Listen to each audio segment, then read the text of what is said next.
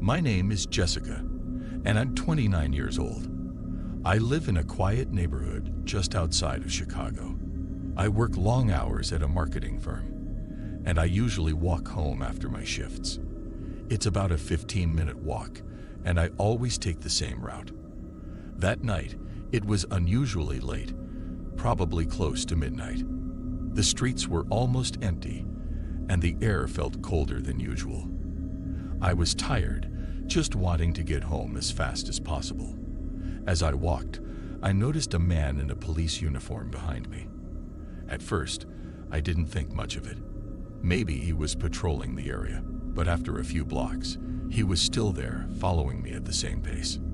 My heart started to race.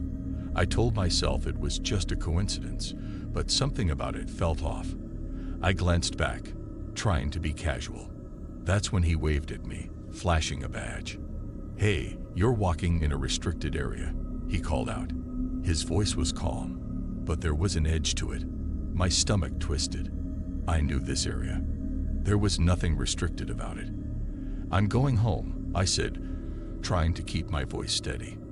"You need to come with me," he insisted, walking closer. He pointed to an unmarked car parked a few feet ahead. "I need to take you in for questioning." Every alarm bell in my head was going off. A real officer wouldn't act like this. His car didn't look like a police vehicle, and something about his whole demeanor felt wrong. I quickened my pace, hoping he'd give up, but he didn't. He started walking faster, matching my steps. "Ma'am, I'm serious," he said, his voice growing more forceful. "Get in the car." I didn't respond. My heart was pounding so hard I could hear it in my ears. I spotted a small convenience store up ahead and made a split-second decision. I darted inside, slamming the door behind me. The man stopped outside, glaring at me through the glass before walking away. Shaking, I called the police.